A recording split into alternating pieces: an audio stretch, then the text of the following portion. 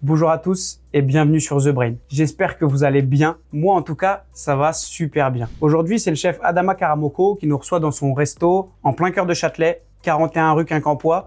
C'est un resto afro-européen, semi-gastronomique. Franchement, ça a l'air top. Tout à l'heure, il nous amènera quelques plats et honnêtement, j'ai vu et ça a l'air vraiment d'être de la bombe. La deuxième raison pour laquelle je suis super content, c'est qu'on accueille une légende de son sport. Il a 46 sélections en équipe de France de basket. Il a joué dans les meilleurs clubs du monde, en Europe, aux États-Unis, en France. Il fait 2,06 m, il est impressionnant, il est juste à côté de moi. Aujourd'hui, j'ai le plaisir d'accueillir Kevin Sarafin. Kevin, comment tu vas? Ça va très bien, Fabien. Et toi? Bah écoute, ça va super bien. Encore une fois, vraiment, je te dis un grand merci d'être venu nous voir pour participer au podcast. On va revenir un petit peu sur différents points de ta carrière. Mais vraiment, c'est un grand plaisir de t'avoir. Comme je disais tout à l'heure, tu as vraiment marqué l'histoire de ton sport. Tu as une carrière vraiment impressionnante. Et en plus, au départ, on en a un petit peu parlé hors caméra, mais tu n'étais pas forcément destiné à ça. Et d'ailleurs, c'est quoi ton premier souvenir avec un ballon de basket entre les mains? J'étais clairement pas destiné à ça. J'ai eu deux passions. On va dire deux passions avant de commencer le basket. C'était déjà, j'étais footeux, parce que mes parents faisaient du foot. Mon père, ma mère, mon petit frère. Donc, on a tous fait un peu de foot. Dans ça, j'en ai fait de 7 à 13. Et après, j'ai voulu être pompier. Donc, du coup, c'était les deux choses avant. Et après, le premier souvenir avec un ballon de basket, pour répondre à ta question, c'est peut-être après un entraînement, je crois, j'avais peut-être 9-10 ans. Et toi, tu commences justement le basket, tu es en Guyane, c'est ce qu'on s'était dit. Ouais. Et comment c'est le basket là-bas et comment ça se fait que tu y viens en fait à un moment donné? Ça commence déjà à se développer. Il y a un pôle, on a différents. Il y a un Crêpes en Martinique, c'est pas en Guyane, mais il y en a un. Donc, du coup, ça se développe. Il y a déjà des gars qui sont partis, on a déjà des pros, donc du coup, que ce soit Claude Marquis, que ce soit Steve Essard à l'époque, Eric Jones, qu'on avait déjà en pro. Donc quand moi je pars, en vérité, j'ai aucune idée de tout ça. Je veux juste moi partir pour essayer de trouver une meilleure opportunité, vu que je sais que la Guyane, je suis là et qu'il se passe pas grand chose pour moi. Je me dis autant aller chercher, quand je vois que j'ai la chance de pouvoir partir en centre de formation, je la prends. C'est tout. Et du coup, comment ça arrive? À quel âge tu pars en France? Et puis là, on reprend un petit peu sur ton parcours. Mais quand tu pars de Guyane, ça doit te faire un choc. Tu arrives en métropole. Ça doit être vraiment un truc de ouf pour toi, là, le changement. Pas tant que ça. En fait. Je me suis vraiment bien adapté. Partout, à chaque fois, avec les autres pays où j'ai bougé, c'était pareil. Toi, t'arrives où? Cholet? J'arrive à Poitiers d'abord. Poitiers d'abord, ouais. Donc du coup, ce qui se passe, c'est que il y a une prise de contact avec mes parents, Cholet. Donc pendant une année, mon père, il se lève les matins, parce que nous, on est en Guyane, donc les horaires sont différentes. Il se lève tous les matins pour appeler Jean-François Martin. À l'époque, je crois, c'est un mec de Cholet, Jariki Périgueux, qui m'avait vu sur un tournoi en Guyane. Et du coup, c'est comme ça que le contact s'est créé. Du coup, on a gardé contact et ils essayaient de me faire rejoindre Cholet, sauf que j'avais un peu des problèmes à l'école. Donc, c'est pour ça que la première année, je pars pas tout de suite à Cholet, parce que du coup, à l'école, c'est compliqué, entre les absences, comportement. Donc, du coup, ils attendent, ils voient que ça se passe pas. Donc, ils m'invitent pour le camp d'été. Donc là, je pars, on parle à ce moment-là, j'ai 14 ans. Donc, 2000-2004. Tu vois, ils m'invitent pour le camp d'été, j'y vais. Et au final, ils me disent, bon, on essaye de faire le projet. Cholet dit toujours non. Jean-François qui est à Cholet, il contacte Poitiers. Avec qui il a de bonnes relations, il demande s'ils peuvent accueillir un jeune en plus. Et du coup, c'est comme ça que ça se fait. Et ça se fait à Poitiers dans un premier temps. Donc j'arrive à Poitiers. J'ai pas mal de règles. Ça veut dire que si tous les trimestres, on va check, on va regarder mes notes. Parce que tu arrives un petit peu sur la sellette, parce que c'est moi qui paye tout, on me paye rien, même en termes de bourse, donc c'est mes parents qui avancent les sous quand même, on paye. Au centre de formation, c'est un peu comme ça. Donc tu as une responsabilité quand même quand tu arrives. Tu sais que tes parents ils payent, ils sont pas hyper riches non plus, donc. C'est ça. Donc je me mets comme objectif, je me dis, il faut que j'ai mon brevet. J'étais en 3e à ce moment-là, et il faut que j'accède à Cholet. Ouais, ça c'est les objectifs. Voilà, et justement, tu dis qu'il y a des difficultés scolaires. C'est quoi, plutôt compréhension à l'école ou plus comportement? Non, c'est compréhension. J'ai jamais été un grand fan d'école. Donc, du coup, en tout cas, à l'époque, je trouvais pas ma place. Aujourd'hui, j'ai pas de mal à faire des formations, des choses pour avancer. J'ai jamais été un grand fan. Donc, du coup, à ce moment-là, j'étais un peu un rebelle. C'était pas, il y avait rien d'autre, c'était plus ça. Parce qu'à partir du moment que j'arrive à Poitiers, que mes notes, je passe facilement au C10 et j'ai mon brevet, alors que le niveau en métropole est censé parfois être un peu plus haut que. Et c'était pas forcément le cas? Pas trouvé. Ouais, non, après, c'est. Et donc, tu arrives après Poitiers, tu réussis à accéder à Cholet, qui est quand même un gros club formateur en France. Donc, maintenant, on est en 2006. Ouais, on est en 2006. Et Comment ça se passe ton arrivée à Cholet? Est-ce que les autres te regardent un petit peu de travers? Comment ça se passe? Bah, j'arrive déjà, je suis nul, hein. Je suis Ok. nul au basket. Mais je suis confiant de malade. Ok. Genre, limite arrogant. Voilà, Ok. tu vois, j'avais fait une interview avec le France-Guyane à l'époque. Donc, du coup, j'avais une photo de moi avec une casquette et tout. Et quand j'étais parti en essai, j'étais encore à Poitiers. J'étais venu et j'ai balancé l'article sur la table. Ça, je suis en essai. Je suis pas encore à Cholet. Ouais, t'as même pas signé, rien du tout. Signé. Je suis pas sûr d'y accéder un jour. Hein, ça se trouve. Jusqu'à maintenant, ils auraient raconté des histoires de moi comme un fou qui est passé. Donc, j'ai pas signé, je balance l'article sur la table. Mais donc, les gars, il te passe quoi par la tête à ce moment-là? Je sais pas. Je sais pas. Mais... Et t'as envie de faire quoi surtout? T'as envie de prouver un truc? Non, mais clairement, en fait, je suis là maintenant. Et pourtant, je suis pas encore là. Ouais, je suis là et vous allez voir. C'est ça, en fait. Ouais. Donc, du coup, bam, Cholet, j'y arrive. Ça, c'est en avril, les tests. En août, je sais pas, je rentre à Cholet et je parais là, maintenant, je suis là. Donc, maintenant, je suis arrogant avec les mecs. Là, il y a un mec, j'arrive, la première, Maxime, un ami, maintenant, très bon ami. Ouais. Hein, on a le premier contact, je lui dis, ah, c'est ta place que je dois voler. Et comme c'est notre premier contact. Ouais, t'as commencé le trash talking Voilà, c'est ça, à 15 ans, quoi. Donc, j'étais comme ça, sauf que j'étais nul. Donc, quand tu me vois sur un terrain, ça suit pas, en fait. Mais je bossais beaucoup, j'étais prêt à... Ouais, t'as parlé, t'as fait l'arrogant, mais t'as assumé C'est ça, derrière. j'ai assumé. C'est un peu Cédric Doumbé, genre. Donc, mais il fallait bosser derrière, fallait assumer. Donc, du coup, tant que pour moi que tu es capable de backer là, que tu es capable d'aller, ça va. Ah, c'est sûr. Mais si t'arrives pas, c'est là où ça devient plus. Bah, si tu commences à parler et que derrière t'assumes pas, t'es mort. Voilà. Ah, tu vas. Et t'arrives quand même avec les coéquipiers pour jouer. Si t'es arrogant, est-ce que t'es apprécié? Je suis pas trop apprécié. Ouais, Première année, je suis pas trop apprécié. J'ai deux potes avec qui je suis tout le temps. Ok. Mais je suis pas trop apprécié.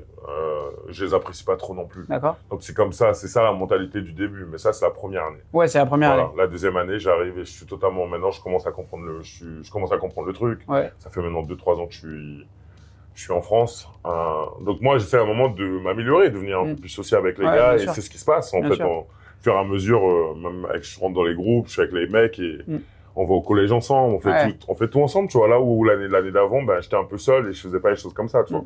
Et du coup, toi, la deuxième année, t'arrives un peu plus à tirer ton épingle du jeu, j'imagine, parce que c'est quand même un sport collectif. Donc pour que tu sois performant, il faut quand même que tu joues avec les autres, entre guillemets. Et donc la deuxième année, ça se passe bien. À quel âge tu joues en pro pour la première fois? La deuxième année, ok. C'est ma troisième année en France maintenant. D'accord. Et la deuxième année, c'est là où j'explose tout de suite. D'accord. Donc je fais une année où je galère, on m'envoie en région, je fais des allers-retours avec la R1, R2, je crois. Et à l'époque, c'était Sébastien, mon coach, qui coachait. Donc je fais des allers-retours. Et l'été, je rentre. Bon, cet été super important en 2007. D'accord. Parce que du coup, maintenant, je rentre et je me mets sur le terrain et de 16, 15 jusqu'à 23h, minuit des fois. En Guyane? En Guyane. Ouais, et on m'a raconté une anecdote par rapport à ça, à bouteille d'eau glacée. Ouais, c'est ça en fait. C'est à ce moment-là? C'est ça. Ok. C'est à ce moment-là que je prenais. Après, c'est une habitude qu'on avait tous. Mais tu prends une bouteille d'eau congelée, une bouteille de coca, tu la remplis d'eau. Et du coup, après, au fur et à mesure, tu la poses et pendant que tu joues, elles font au fur et à mesure. Quoi. Mais tu peux garder ton eau, tu peux garder ça au moins 2 heures. Ouais, ça, elle est fraîche parce que les températures sont archi élevées. C'est ça. Il fait 32, tu vois. Donc après, c'était ça. Donc on faisait ça. Même il y avait des gars, des fois, on faisait des petites séances d'étirement avec les gars parce qu'il fait chaud, c'est pareil. Tu restes rester hydraté, s'étirer. Et donc du coup, tout cet été-là, je joue. Mais je te dis, je joue au max. Tu fais que ça, ouais. Je fais que ça. Il y a des mecs qui viennent, qui sont super forts. Il y a des mecs mais je commence moi à maîtriser, je commence à comprendre, je mets un pied devant l'autre. Je sais que quand je fais ça, je peux faire ci. Ouais. Et il n'y a pas de coach qui te dit non, fais pas ça. Non, fais pas ci. Là, tu peux vraiment oui, full développement. T'es libre. Comme si tu vas au City dehors. Ouais, c'est ça. En quelle année t'es drafté, toi? En 2010. Donc t'es drafté en 2010. 19e position, je crois. 17e. 17e. Comment ça se passe la draft au niveau du stress des parents? T'es où à ce moment-là? Je suis tellement stressé. Si tu regardes ma draft, il y a un petit temps de réaction avant que je réagisse. Ouais. C'est pas genre Kevin, je suis là. Non, j'ai un petit temps de réaction parce que déjà je parle pas anglais. Donc tu comprends pas tout. La première vérité, je vais pas faire le mec qui non, je parle pas anglais, donc je comprends pas tout. Je comprends juste mon nom et encore il l'écorche. Ouais. Séraphin, ils disent pas vraiment, c'est pas pareil. Mais tu comprends que c'est toi quand même. Ouais, je sais que c'est moi. Après bon voilà, je comprends, tu vois. Mais du coup je suis dans mes pensées parce qu'en fait, quand la draft commence, je vois qu'on bouge, tout commence à bouger. Il y a des gens qui se font échanger par-ci, par-là, par-là. Et je me dis, je vais finir où? Ouais, parce que toi, t'es drafté et échangé dans la foulée, je crois. Bah oui, c'est ça. Ouais, c'est ça. Et je me dis, je vais finir où? Donc, j'étais dans mes pensées, je pensais que penser à ça, en fait. Et d'un coup, j'entends ma mère qui dit, sur ma droite, elle dit, je crois que c'est pour Kevin.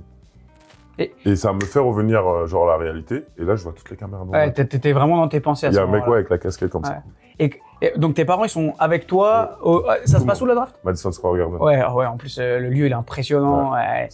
Et comment ça se passe pour qu'on comprenne un petit peu? Moi, je sais pas du tout comment ça se passe. T'es au courant avant des équipes qui sont intéressées ou c'est vraiment grand suspense Il y a il y aura toujours du suspense parce que tout peut se passer en NBA. Au dernier moment. C'est eux qui font ça, c'est ceux qui veulent. Ils veulent que le truc reste mystérieux. Mais dans l'idée, oui, tu sais. Mais en tout cas, moi, j'avais déjà une idée. Mon agent, lui, savait déjà un peu quelle équipe était susceptible de me prendre. C'est vrai que si on n'a pas parlé avec une équipe, lui, il n'a pas parlé avec elle. Après, elle peut toujours se positionner sans moi. Mais la plupart du temps, les équipes, elles préfèrent savoir les joueurs qu'elles draftent. Elles préfèrent avoir quelques interviews avec toi. C'est comme ça. C'est comme Victor, il a eu quelques interviews avec. Il n'est pas juste parti aux Spurs. Voilà, donc il y a des choses. Et donc, tu arrives. Donc, bon, l'installation, j'imagine qu'il y a un petit temps d'adaptation. Tes parents, ils viennent avec toi à ce moment-là? Oui, au début, oui. Ok. Oui. Et c'est grandiose. Tu passes de Cholet, qui est vraiment une petite ville, à Washington.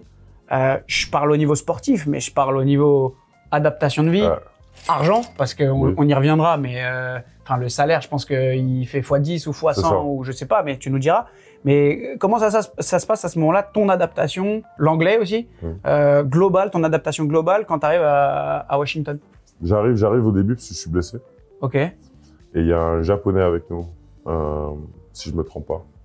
Il y a un Japonais avec nous c'est lui qui fait la rééducation. Donc moi, je suis là au début. Il n'y a pas les joueurs. Je suis tout seul avec quelques joueurs des fois qui passent, mais parce qu'ils vivent là dans la ville. L'été, tu vis dans ta ville, donc tu viens t'entraîner, tu fais ta vie. Ouais. Et du coup, c'est comme ça. Donc je commence et en fait, je rencontre très vite 2 Français, Chris et Alex, ils ont un resto à Washington. Et c'est eux qui commencent à me montrer plein de choses. Commence à me montrer, à me parler en anglais, commence à me dire, regarde, on va là, si tu vas là, ok, ça s'appelle comme ça c'est ça c'est ci, tu vois, et je leur pose plein de questions. Je suis comme, donc c'est mes premiers contacts. Ouais, c'est eux qui t'aident un petit peu donc tu prends contact avec des Français. Je crois que le chef veut nous servir à manger, c'est ça, chef? Bien sûr. Ouais. Banane plantain, si je dis pas de bêtises, beignet de banane plantain, tartare de saumon, franchement, ça a l'air hyper bon. On fera une petite interview avec le chef parce qu'il a un parcours extraordinaire aussi sur la suite. Mais honnêtement, ça a l'air super bon. On va goûter avec Kevin. Je sais que ta maman, elle a un restaurant en plus. Ouais, ma maman est chef. Je voulais le dire. Donc, on va goûter ça pendant l'interview. Mais en tout cas, merci beaucoup, chef. Donc, si on reprend un petit peu le parcours, t'arrives, tu me dis, et tu t'adaptes un petit peu quand t'arrives à Washington, grâce à 2 Français qui t'aident un petit peu par rapport à la langue. Ils m'aident. Voilà, ils savent que je suis le nouveau Français des Wizards. C'est une autre réalité. C'est juste rentrer dans l'élite. Donc, à partir de ce moment-là, j'arrive et puis j'ai appris. Maintenant, je me suis développé. Ça fait 5-6 ans que j'étais en France. Ouais. Je suis plus le jeune Guyanais qui sort de Caen et qui. Puis t'as joué en pro, t'as joué avec des plus grands que toi. C'est ça. Donc voilà. Et au niveau changement, on le disait tout à l'heure, mais au niveau changement, au niveau salaire, comment ça se passe? Toi, t'as des chiffres à nous donner ou peut-être que tu veux pas, mais comment ça se passe? Je fais 1000 fois, pas 1000 fois, mais ouais, 100 fois. 100 fois ton salaire? Ouais, c'est pas faux. Ouais. Et vous payez par semaine ou au mois? On est payé toutes les 2 semaines. Toutes les 2 semaines? Ouais. Donc, par exemple, ma première année à Cholet, je fais 4000 par mois. Ok. Mon premier contrat pro tout court, c'est 150, contrat aspirant. Ouais, les tout premiers contrats de quand t'es jeune. Ouais. Je passe à 1000 et après, je passe à 4. Ok. Et la 4 quand tu signes pro. Voilà. Ouais. Et la première année en NBA, quand t'arrives comme ça, c'est des chiffres pour donner. C'est moi, ma première année où j'étais, je suis entre 30 et 50 toutes les 2 semaines. Ouais. Donc énorme. Ça change tout. Ouais, tu m'étonnes. Et ça, c'est les premières années. Et ça, c'est les premières années. Ok. Et il y a des systèmes de primes un petit peu comme dans le foot ou c'est juste T'en as, mais ça peut être des sponsors. Ton contrat NBA, non. Tu fais exactement ce qu'on truc, mais les sponsors, ils te donnent, par exemple, Nike, ils vont donner une prime à Mbappé ou Mbappé, ils vont leur donner une prime s'ils arrivent en finale des Jeux Olympiques. Voilà, et il aura une prime, tu vois. Je veux dire, juste la finale. S'il gagne, il a une autre prime. Ouais, bien sûr. Genre, donc c'est ça, c'est ton sponsor. C'est dans ce sens-là. Et j'entendais Rudy Gobert, je crois, sur un podcast qui disait que quand vous allez en déplacement, en fait, les clubs, ils vous donnent des enveloppes. Oui. Ouais, c'est ça. C'est vrai ça? Chèque crédit, ouais. Ouais, ok. Donc ça, c'est vraiment. Non, ouais, c'est calculé par la journée. Ouais. En fonction. Donc quand tu vas en déplacement, ça te permet d'avoir de l'argent en fait, et t'es jamais. Mais en plus de ton salaire. En plus, et c'est pareil pour le training camp. Ouais. Donc training camp, quand t'arrives, si t'as 1 semaine et demie de training camp, ils te donnent une enveloppe. C'est quoi training camp?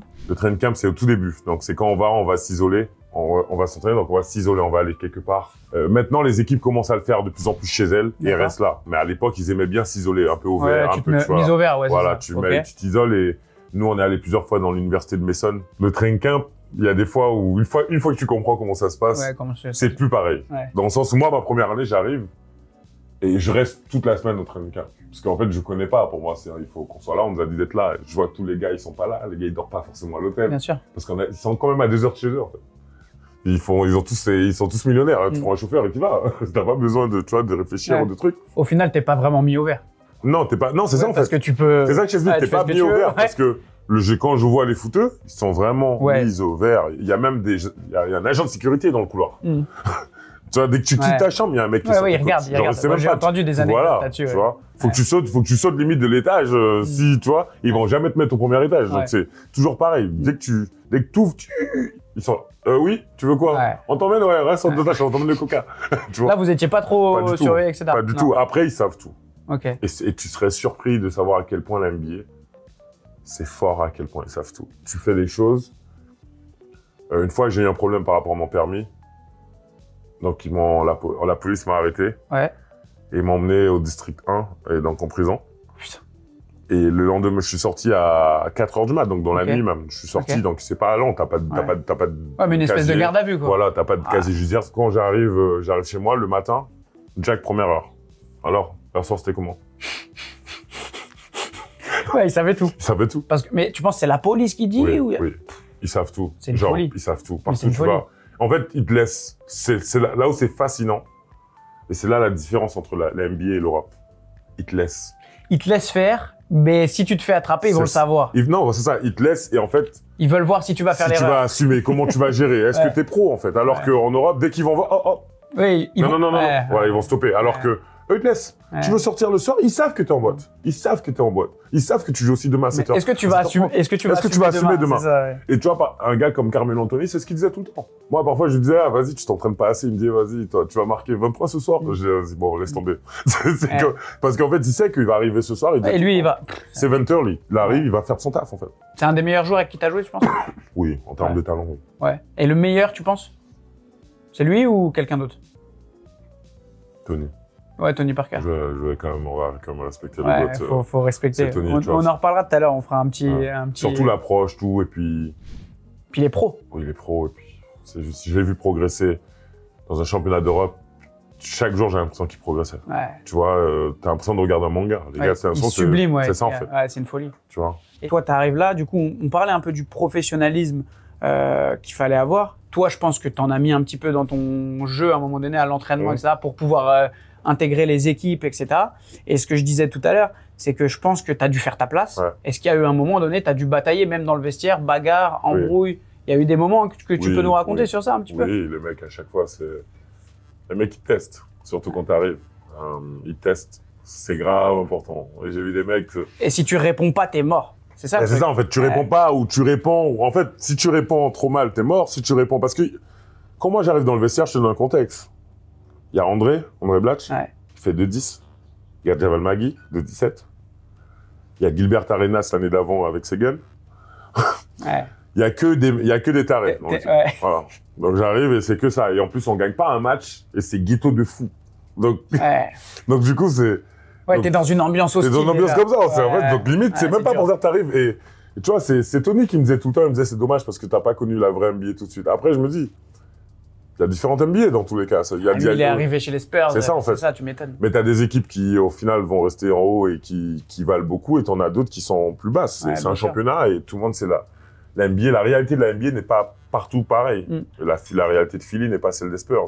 Les Spurs ne sont pas celles des Clippers. Tout le monde a sa réalité, tout le monde a son endroit de jeu. Que ce soit par le froid, par le chaud, où t'es placé. Donc après, il y a eu des moments. Donc avec Glenn, tu vois, c'était un jeune qu'on a eu qui était drafté, il venait d'Atlanta, tu vois. Ouais. Et je pense que Glenn, malheureusement, il a jamais su... Son père était en NBA, Glenn Rice, et il a jamais su vraiment s'adapter. Donc même la rue est toujours restée un peu dans sa vie, ça faisait partie de sa vie, et c'était comme ça, tu vois. Et il était chiant, il était au jeu. Ouais. Tu vois, la semaine d'avant, ce que j'ai jamais dit, la semaine d'avant qu'on ait une altercation, moi et lui, en fait, on joue. On joue tout le temps. Lorsque tu joues pas les matchs, tu joues pas 30 minutes, ben ça s'appelle la rotation. Ouais, bien sûr. Quand t'es pas dans la rotation. Donc, du coup, il faut que tu viennes le lendemain des matchs et que tu fasses du cardio, que tu t'entraînes, que tu... Ouais, pour récupérer un peu ce qui s'est passé sur le match. Et pour garder le même rythme que les autres qui eux ont joué. Pour rappeler, pour ceux qui regardent pas forcément la NBA, le rythme de match, c'est quoi, tous les 2-3 jours? Tous les 2-3 jours. Ouais, c'est ça, vous jouez. Il n'y a pas de règle vraiment. Ouais, c'est tous les 2-3 jours. J'avais plus la notion du temps en NBA. Okay. Genre, je savais plus si on était dimanche, je savais plus si on était mardi, parce qu'en fait, tous les jours, et puis en plus, c'est Washington, donc lundi, mardi, il y a autant de gens le dimanche, le lundi, le mercredi, tous les jours, c'est busy, tu vois. Après, c'est la passion là-bas. C'est ça, tu vois. Ouais. Donc du coup, Glenn, il était avec nous, en fait, et la semaine d'avant, ben, il y a un désaccord sur un contre un, on faisait du jeu, et il est pas d'accord. Ok. Et le coach, il tranche, le préparateur physique, il s'appelle Drew à l'époque, et Glenn n'est pas d'accord. Et Glenn, il prend le ballon, et il kick dans le ballon sur le coach. Sur le coach? Ouais. Et le coach, il dit rien? Donc Drew, il dit rien.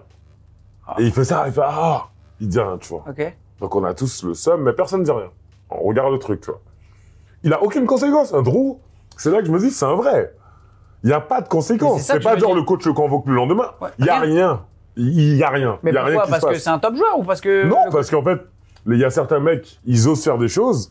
Et les mecs, beaucoup d'entre eux dans le staff, ben, c'est toujours pareil. Les joueurs ont beaucoup de pouvoir. Ouais. Si un joueur vient dire, bah écoute, c'est soit lui, soit moi, souvent c'est toi. C'est le coach qui saute. Donc c'est un peu ça, et c'est un peu l'un des problèmes, je pense, de la NBA. Honnêtement, j'avais le seum, tu vois, mais j'ai rien dit et tout. Moi, je suis pas le défenseur de l'humanité, donc je vais pas non plus sauver tout le monde. Surtout qu'on est beaucoup, on est là, donc voilà. Bien sûr. Bon. Je lui dis à Drew, bon, t'abuses, t'aurais dû te défendre des trucs. Moi, il me dit non, it's alright, don't worry now. Okay, donc voilà, on avance. Puis la semaine d'après, on arrive à New York et lui, il se blesse. Il se blesse à la main. Sur une action, je sais pas comment, il se blesse à la main. Ouais. Donc la main, je crois que c'est la main droite. Tu vois, et je lui dis en rigolant, t'es gaucher à vie et tout. Et il prend mal. Okay. Je sais pas pourquoi. Mais en blaguant en plus. Même là, je te dis, je sais toujours pas pourquoi il lui prend mal. Genre, donc moi, à ce moment-là, on est dans l'avion. On revient de New York.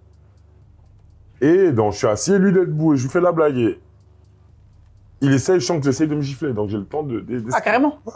Je sens de ce Ah ouais, c'était vraiment... C'est ça que je te dis que Glenn... c'était vraiment la rue, vraiment... C'est ça que je te dis, c'est ça en fait, dans sa tête, c'est la rue, en fait. Et même après, et donc du coup, il essaye de me gifler à ce moment-là. Au début, je rigole parce que pour moi, ça peut pas aller aussi vite. Ouais. Genre, ça peut pas aller aussi vite pour rien. Mais je me rends compte. Ok. Je me lève, et là, il y a Garrett Temple, tout le monde, qui me chope. Donc je le regarde, je dis ok.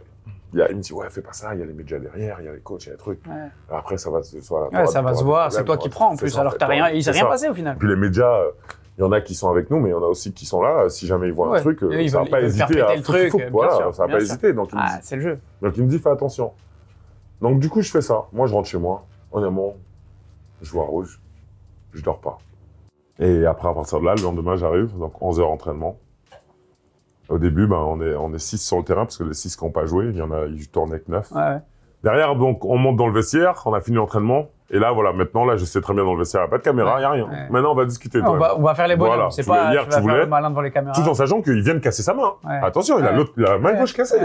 La main droite cassée. Ouais. Parce que maintenant, il est gaucher pour la vie. Donc, c'est ça la blague. Il m'appelait Kay. La plupart des quinries, il m'appelait par la première lettre de ton prénom. Donc, il appelle Kay. Donc, tout le temps, il me dit, OK, I don't want to fight. I'm good. Stop. Ok, donc là, Là, maintenant, non. Voilà. Donc, il veut pas se battre. C'est bon, maintenant, je traduis un petit peu si, moi, je suis Sauf que maintenant, moi, je veux. C'est comment? Donc, du coup, maintenant, on est là. Moi, je veux maintenant. Donc, et il me tourne le dos. Et en fait, dans le vestiaire, on a un vestiaire rectangulaire. Il est pas carré. Donc, il est rectangulaire. Ouais. Et en fait, vu que tu as deux côtés avec les joueurs, tu as des télés de chaque. Donc, les télés peuvent pas être plates. Sinon, tu peux pas voir. Donc, ils sont inclinés les deux. Ouais. Et là, je chope son cou. Là, on va dans la télé. Tous les deux. Je me mets là, dans la télé, comme ça. Tout le monde court. Ah, mais là, on dirait un combat de manga, là, carrément. Ah non, mais non, c'est juste, il y a juste un mouvement. Il a tourné le dos, ma main est partie sur son cou, on est allé, sa tête. Et là, vous bagarrez? Non, en fait, bah, déjà, toi, t'imagines, tu tournes le dos et le mec, il détrompe. En plus, c'est ça. Je suis plus grand que lui à ce moment-là. Donc, forcément, et je suis toujours, donc, c'est pas, donc, à ce moment-là, il y a un grand bruit, parce que sa tête, elle vient s'éclater sur la télé, tu vois. D'ailleurs, merci qu'on l'a pas cassé. T'aurais pris une amende. Non, mais. J'avais goûté ça. Donc à partir de là. Ouais. À partir de là, tout le monde arrive dans le vestiaire. Donc là, il y a les joueurs qui jouaient pas. Du coup, tout le monde est là. Chris Singleton, Eric Menor, Garrett, les physios, tout le monde dit, oh, qu'est-ce qui se passe? Sauf quand ils arrivent, moi, ma main, je suis comme ça. Et sa tête est juste, il est plaqué sur la télé, en fait. Donc tout le monde comprend vite ce qui se passe. Ouais, tu dit comment, qu'est-ce qui s'est passé en gros. Donc il y a un de mes coéquipiers qui vient, qui attrape ma main et essaie de l'enlever, sauf que je le lâche pas. Et après il crie comme ça, oh, it's too strong. Et il arrivait, tu vois, donc il a laissé. Et après je lâche. Et après je le regarde, il me dit ouais, tu verras. Et après derrière c'est là où il va voir les gars. Il dit ouais, vous pensez que je dois faire quoi? On va à Atlanta bientôt. Les gars, ils ont dit, mais qu'est-ce que tu racontes, gros? Tu crois que dans un film ou quoi? Il est c'est ça, en fait. Tu crois que dans un film, gros, laisse Kevin tranquille. Et moi, je lui ai dit, de toute façon, sache un truc. Il y a un mois pour aller à Atlanta. Moi, franchement, ça me va. Tous les jours. Et à la fin, il a laissé. Et c'est un des trucs, mais j'en ai vu plein d'autres entre les joueurs qui, dès que tu mets 15 mecs avec un tel ego, mais en fait, c'est ça. Va forcément c'est ce que j'allais dire. T'as des égos de fou, il y a des gros salaires, donc forcément, il y a un moment donné, forcément, ça se frictionne, en fait. C'est ça le truc. C'est normal. C'est comme avoir un, désolé pour l'analogie, mais c'est comme avoir un groupe de chiens. Moi, j'ai eu 2 chiens, ils se tapaient. Et en fait, tout le monde veut prouver. Mais ça, j'ai un mec, un éleveur, il avait 15 chiens. Bien sûr que ça se tape tous les jours, il y a forcément un combat. À un moment, c'est des égos, ce côté sauvage, c'est des hommes. Après, tu peux bien en avoir 15 et pas forcément de fight, mais dans tous les cas, il y aura un truc, même s'il n'y a pas une altercation physique, ça va parler, ça va discuter, il y aura forcément quelque chose, tu vois. Et pour revenir un petit peu sur ta vie, donc là, on a évoqué un petit peu le sportif et on va y revenir après. Mais si on revient un petit peu sur ta vie, à un moment donné, toi, tu es quand même aux États-Unis, tu es basketteur en NBA, donc tu as quand même une espèce de fame, donc tu es un peu connu, etc. Et tu gagnes un petit peu d'argent aussi, enfin, pas mal d'argent même. Est-ce que ça attire des gens autour de toi, dans ton environnement proche, mal intentionnés, des filles, voilà, qu'est-ce que tu peux dire là-dessus? Parce que on se demande, quelqu'un de normal qui gagne pas forcément beaucoup d'argent, il se pose cette question-là. Qu'est-ce qui se passe par rapport à ça? Ça attire tout. Ouais. Ça attire tout. Et je vais même dire un truc. Il y a plus de mecs groupies que de meufs. Je te dis clairement, ça attire de tout. Okay. Genre, c'est à partir de là que le monde, tu vois plus le monde, t'es plus en sécurité. Ouais, en fait, t'es maniaque surtout. C'est ça, en fait, c'est flippant, genre vraiment, parce qu'en fait, tout le monde a une raison de te demander quelque chose. Ouais. Parfois, c'est mieux, hein. Franchement, je me dis, mais c'est mieux, en fait, de rester chez toi, tranquille. Ta famille, tout le monde sait que tu fais. Ils te posent au chômage, t'aurais ça. Voilà, personne ne fait chier.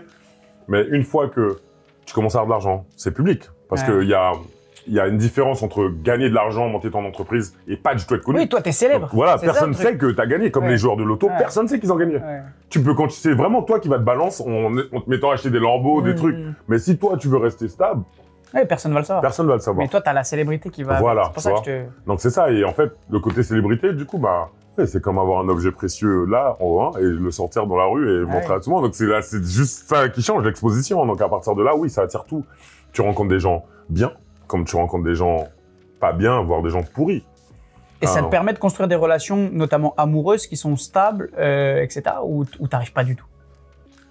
J'ai du mal quand même. Ouais. Tu te méfies? J'ai du mal. Je me méfie. Mais au-delà de ça, t'arrives, c'est différent. En fait, quand t'arrives au début, tu deviens une cible. Et c'est différent. Franchement, c'est vraiment différent. Donc même les femmes, c'est un rapport différent. Parce que du coup, t'as plein de femmes qui t'écrivent. Là où toi, c'est plus toi qui va chercher personne. Et non, mais c'est juste, de la donne. T'es en train de me dire qu'avant, t'étais un charreau et qu'après... en fait, je pense que tout le monde, si je demande à n'importe quel homme qui est pas chercher sa copine ici, tu vois, genre, c'est toi qui vas voilà, jusqu'à ce que tu aies un certain niveau, c'est toi qui va chercher, c'est toi qui va truc. Et puis après, à un certain moment, les mecs qui sont chez eux, ils font rien. Il y a plein de messages qui arrivent de partout, tu vois, et c'est un peu ça. Et quand ça arrive, du coup, je fais attention. Après, je suis français, donc je suis méfiant. Je suis pas chez moi, donc je fais toujours attention. Mon rapport avec les Américaines est très différent. Je suis pas comme les Américains qui vivent la vie d'Aloca à fond la caisse. Mais moi, j'ai toujours ce petit côté français, genre ce petit côté, désolé, casse-couille, où j'arrive pas à me lâcher entièrement, tu vois. Donc, c'est comme ça au début. Puis après, mais c'est dur. J'essaie différentes relations. À partir du moment que t'es en NBA, chacune de tes copines, forcément, est là pour l'argent. C'est impossible qu'elle soit là pour autre chose. C'est ce que, en tout cas, tout le monde dit. Et soit tu vas le savoir, on va te le dire tout de suite sur les gens qui t'aiment vraiment, qui vont parler, oser te le dire. Ou soit il y en a, ils vont te le dire après relation. Donc dans tous les deux cas, c'est relou. Oui, t'es relou dans des... C'est ça. J'avais fait un podcast avec un footeux là dernièrement qui sortira. Et il me disait que lui, des fois, pour avoir des relations sexuelles avec des femmes, il fait signer des contrats. J'ai jamais fait ça. T'as jamais fait ça? Mais t'as déjà entendu parler de ça? Parce que c'est une folie, ça. J'ai pensé une fois et je me dis, mais tu te prends pour qui? Parce qu'avec toutes les histoires qu'on entend, les trucs là, même Mbappé Maintenant, ça se fait. Maintenant, ça se fait, mais en tout cas, Jamais fait ça. Après, je pense pas que c'est que la faute des femmes. En fait, je vois ce que tu veux dire. En fait, les mecs, ce que j'ai compris en tout cas avec les femmes, l'expérience que j'ai, une femme va prendre ce que tu lui donnes. Et si tu arrives à elle et tu veux faire le mec bling-bling, il n'y a pas de souci. Bah, assume maintenant. Elle va prendre ça, bien sûr. Oui, t'es dans le bling-bling, assume le bling-bling maintenant. Et c'est là maintenant les gars commencent à bégayer. Oh, ça fait 9 fois déjà, t'es en train de me signer. Non, mais de base, c'est toi qui es venu avec ça. T'aurais pu venir avec un gars, super mentalité, super cool, posé, montrer que t'es simple, faire bien les choses. Bien sûr. Tu vois, je veux dire? Mais il y en a, non. Ils arrivent, il faut des chaînes, il faut trucs. Donc à un moment, c'est toi qui montres. C'est toi qui montres. Donc les joueurs, généralement, quand ils tombent sur même des types de meufs, c'est eux pour moi qui le cherchent. Ils vont à certains endroits, ils vont à un oui, tu attires ce que tu représentes un petit peu aussi. C'est ça en fait, ils adorent les strip clubs. Tu vois, moi, la première fois qu'on m'emmène en strip club, c'est pour l'anniversaire de Jordan Crawford ou Trevor Ariza. À Trevor Ariza, ils sortent un grand truc, il y a 20 000, et ils commencent à donner 400, 500. Et ils disent, les gars, allez-y, balancez. Et moi, ils me donnent 500. Mais moi, je suis encore une fois, c'est ma 3e année. Toujours français. Moi, je suis pas matrixé comme eux. Genre, je vois pas la vie. Pour moi, ça n'a pas de sens de balancer 500 dans un strip club. Mais c'est une folie, mais même moi, tu me le dis. C'est ça, en fait. Bah oui, mais... Tu vois, donc ça n'a pas de sens pour moi de faire ça. Donc, je suis en mode... 400 dans la poche. Je balance 100. Je balance 100. Je suis là, mais timidement. Tu dis, ouais, tranquille, je garde un peu. Je suis obligé de gérer toute la soirée. Je vais faire les 100. Pour moi, les 100, ils vont faire toute la soirée. Je compte pas balancer ces 500. Donc, je suis vraiment comme ça. Tu vois, j'essaie de m'entraider. Donc, je garde. Je mets vraiment dans ma poche. Mais quand je rentre chez moi, du coup, j'ai plein de billets de 1. Parce que c'est que des billets de 1. Ok. Donc, du coup, c'est comme ça. Alors que eux, ils sont là, balancés partout. Il y a 20 000 qui a été balancé dans la soirée. Ouais, ils s'en foutent. Ils calculent même pas. 19 600, parce que j'ai gardé 400. J'ai gardé 400. Donc, du coup, c'est comme ça. Et les mecs, ils balancent. Et moi, mais je toujours, pareil. Donc, je regarde à chaque fois, mais je les regarde toujours. Je les juge pas, hein. Parce que je suis avec eux quand ils m'invitent à des endroits. Mais ils sont après, comme ça. c'est chacun, mais Bon, voilà. Donc, après, ils vont dans un strip club. Et à partir de là, ben, ouais, ils vont truc. Les meufs, à un moment, ils cherchent pas au bon endroit. Il y en a pas mal qui, à la fin de leur carrière, perdent leur argent, sont ruinés, en fait. Ouais. J'ai pas eu de mésaventures de fou, tu vois. Ça m'est arrivé une fois qu'on m'ait scamé. J'ai perdu 38 000 € sans mon compte. Toi, à un moment donné, tu te fais scammer 38 000 $. C'est la première fois que je le dis. Hein. Ouais. Ma mère va m'interviewer. Kevin... Kevin, 38 000 $ quand même. Arrête de parler. C'est une nana, je rencontre sur les réseaux, on discute. Puis on décide de se voir à Miami, quand je vais à Miami. Donc on va manger ensemble, on passe la nuit ensemble. Le matin, j'enchaîne. Elle part le matin, là, donc voilà, tout se passe bien. Et 2-3 jours plus tard, j'ai mon pote qui est dans mon ordi et il me dit, on voit plein de photos, des trucs bizarres au début. Et on s'est dit, mais il me dit, comment t'as eu ça, Kevin et tout. Je dis, mais je sais pas. Et je vois des athlètes pendant qu'ils dorment, photos pendant qu'ils dorment. C'est une dinguerie, ça. Ouais, c'est une dinguerie. Pendant qu'ils dorment, hein. C'est là que je me suis rendu compte à quel point t'es vulnérable quand tu dors. Et c'est important à qui tu dors, les gars. Dormez pas avec, faites attention. Mais nous, ça va, normalement, ça doit pas nous arriver. Sauf que les faits divers, ils arrivent pas, ils arrivent plus souvent aux civils, hein, ils arrivent pas actuellement, sauf que ça nous arrive jamais à nous, c'est tout. Bien sûr. Mais ça arrive à des gens comme nous. Donc on voit toutes les photos, les gars, ils dorment, hein. Ouf, hein. Je dis, moi, je suis là, les gars dorment, tu vois leur carte de crédit, tu vois tout, elle prend différents trucs, il y a différentes photos. Puis voilà, 6 mois plus tard, je me rends compte que avec ma mère, ça commence comme ça. Avec ma mère, je dis, j'arrive à Miami et je sais pas pourquoi je galère, ma carte et les trucs. Ma carte bleue, elle arrive à sa limite. Ouais, t'as atteint ton plafond, c'est bizarre. J'ai atteint mon plafond et tout. J'avais pas un plafond de fou. À l'époque, j'ai toujours gardé, je peux garder un plafond de 20. Donc je t'avais pas gardé non plus un plafond. J'avais une American Express au début. Et après, j'ai trop fait n'importe quoi et j'ai dit, c'est quoi, je vais me calmer. Voilà, j'arrête. Donc j'ai arrêté ça. Donc je suis rentré, mais je dis à ma mère, j'appelle, je dis, mais vraiment, il manque. Pourquoi j'ai pas, pas payé Maman, t'as dépensé de l'argent. Non, mais en fait, c'est elle qui. Elle a un truc, donc. Je dis pourquoi, en fait. Mais je sais qu'en même temps, il y a que moi qui ai ma carte. Elle me dit, mais c'est toi qui dépenses. Donc on a une mini-embrouille un peu. On dit, et je lui dis, vas-y, tiens, on se connecte tous les deux sur HBC, on regarde. Ouais, tu veux lui prouver. Voilà, donc elle est à Miami. Moi, je suis à Miami, elle est en France. Donc du coup, bam, elle me dit, regarde, c'est qui ça? C'est qui ça? C'est qui ça? Je dis, je sais pas. Et là, elle te voit en fou, là. Non, mais là, je suis là, je me dis, mais je sais pas. Et on se rend compte qu'il y a un nom d'entreprise qui revient tout le temps. C'est la même chose. Puis plein de sommes, comme je t'ai dit, c'est pas 6 000, c'est pas 4. C'est genre 6 648 et 13 centimes. Tu vois, c'est toujours ça. Donc, l'impression vraiment que c'est des cartes bleues qui sont faites. on se rend compte que bon, il y a vraiment, au final, la somme, ils font toute l'enquête parce que nous, on n'avait pas vu, mais du coup, ils vont dans tout. Ouais, ils font vraiment l'historique et ils se rendent compte. Tout l'historique pour voir. C'est la même compagnie. Donc, ils vont tout l'historique, même nous, des choses qu'on n'avait pas vues. Bien sûr. Et là, ils sortent tout. Donc, il y a 38 000 et quelques. Et à partir de là, c'est un autre rapport ma vie change encore. Ouais, genre, tu deviens maniaque. Je deviens maniaque. Je fais de grave attention. Je dors. Même aujourd'hui, hein, je suis pas. Aujourd'hui, bon, j'ai ma fiancée et tout, mais j'étais pas à l'aise de juste dormir avec n'importe qui. Genre, jamais, en fait. Et c'est quelque chose de la vie, c'est une leçon de vie qui va me rester. Et je trouve ça bien, tu vois. Bien sûr. Mais maintenant, c'est vrai que oui, c'est là que tu vois que ta vie, elle change. Une fois que tu arrives à ce niveau, il y a plein de choses qui se passent. Là où, regarde, un mec normal, tu vas juste faire ta vie et puis tu dors, voilà, t'es avec une nana et puis après elle part le matin et puis tu fais ta vie, quoi. T'enchaînes dans ta journée. Le soir, tu vas pas te réveiller. Et ça arrive où il y a des mecs qui se font voler. Comme mes deux coéquipiers, ils laissent des meufs dans l'appart et tout. Ils calculent pas. Il y a 500 000 qui disparaissent. Ouais, mais les Américains sont un peu fous sur ça quand même. Ouais, franchement. Et si on reprend un peu sur le sportif, parce qu'on a évoqué tout à l'heure, toi, au cours des 7 saisons de NBA, tu as la chance à un moment d'être convoqué en équipe de France. Je l'ai dit un petit peu en introduction. Je crois qu'à un moment donné, tu es réserviste sur une grande compétition, si je ne dis pas de bêtises, sur les JO ou les championnats du monde. Le championnat d'Europe. Championnat d'Europe. La première fois, en 2011. La première fois, tu es réserviste et tu te retrouves à faire la compétition quand même, si je dis pas de bêtises. Est-ce que tu peux nous raconter ça? Parce que c'est intéressant. Tu arrives réserviste et tu finis par faire la compète et au final, tu as une carrière en équipe de France qui est vraiment incroyable, quoi. C'est le mindset. Ouais. Quand j'arrive au début, il m'appelle. Après ma première année NBA, il me dit, Vincent Collet, il me dit, ouais, j'aimerais que tu viennes en équipe de France, mais j'aimerais juste que tu sois réserviste sparking partner pour aider les mecs. J'ai déjà mon groupe des 12. T'es vénère. T'as vu le mime là, avec les mains? Ouais, regarde, j'ai le sens. Mais ta mentale, elle est bonne parce que tu vas quand même, parce qu'il y en a qui refusent. Non, mais je peux pas. À un moment, faut aussi respecter, faut respecter la vie, en fait. C'est ma première fois. Il y a une année où je refuse. Mais je refuse pas encore une fois. Pareil, je me fais influencer. Ça m'énerve un peu de dire ça, mais c'est vrai. J'arrive et il me dit ça. Donc je suis énervé, mais pas énervé, c'est pas malsain. À ce moment-là, je suis bon dans ce que je fais. Je me dis, c'est quoi? Ok. Donc, je commence à travailler avec mon préparateur physique, Sébastien. On a 2 mois. C'était en avril et on avait le truc en juillet ou je sais pas quand. On a 2 mois. Je tape. Donc, même mon corps, je vais m'entraîner tous les jours. Je shoot. T'es prêt. Je suis prêt. J'arrive, je suis prêt. Ouais, t'es prêt. Et quand j'arrive, du coup, en équipe de France, désolé, mais je me rends compte qu'ils sont pas aussi forts que moi. Gros, c'est juste la vérité. Donc, à partir de ce moment-là, je commence à rentrer dans mon truc de bully, en fait. J'ai toujours été de bully et je commence à vraiment être intéressant aux entraînements, faire des bonnes choses.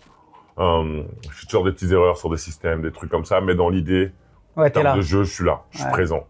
Tu vois, et il y a d'autres joueurs de l'équipe, eux viennent en fait, vu qu'ils savent qu'ils sont déjà pris dans les 12, c'est là que j'ai la montée importante. Ils sont un peu en mode relax. J'ai les doigts de pied en éventail. Ils sont relax, voilà, ils se disent pas, j'ai la pression, dans tous les cas, je vais être dans les 12. Sauf que moi, je me dis, dans tous les cas, je suis pas sûr que je sois dans le 12. Donc, moi, toi, t'as une carte à jouer. C'est ça, en fait. Et je suis avec Andrew Albici, tout ça, il me dit, laisse tomber. Ça changera pas. C'est mort et tout. J'ai dit, ça changera pas pour toi, frérot. Moi, j'y vais. Moi, j'y crois. Moi, j'y crois, en fait. Donc, tous les jours, là, j'en mets, là.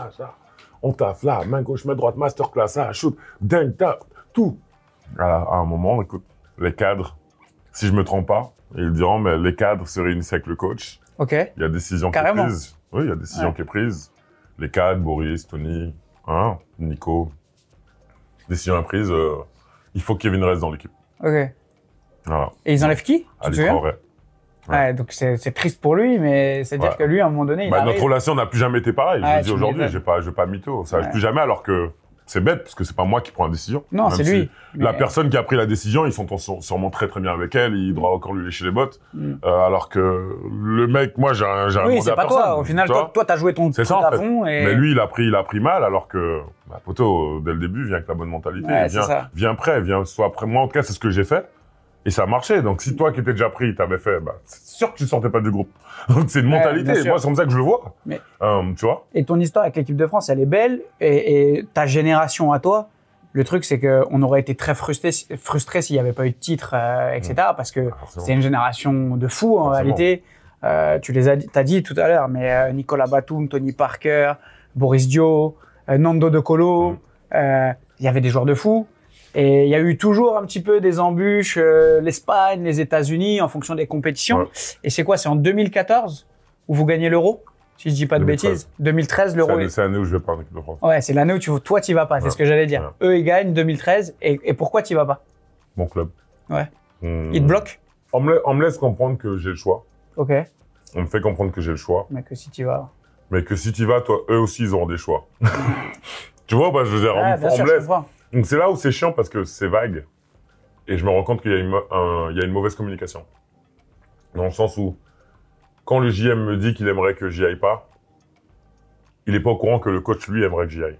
Ouais, ok. Entre eux, dans le même club. Voilà. Ouais. Ils sont pas alignés. Ils sont pas alignés. Donc Ouais. du coup, il y a il y a un son de cloche là, il y a un son de cloche là. Il y a rien qui a été fait pour m'éviter ça. Ouais, je vois ce que tu veux dire. Ils t'ont pas défendu, ils ont pas mis les du tout boucliers. défendu. Ouais. Et je dis pas encore une fois, ils font ce qu'ils veulent. Mais il y a rien et ça je le sais, Ouais.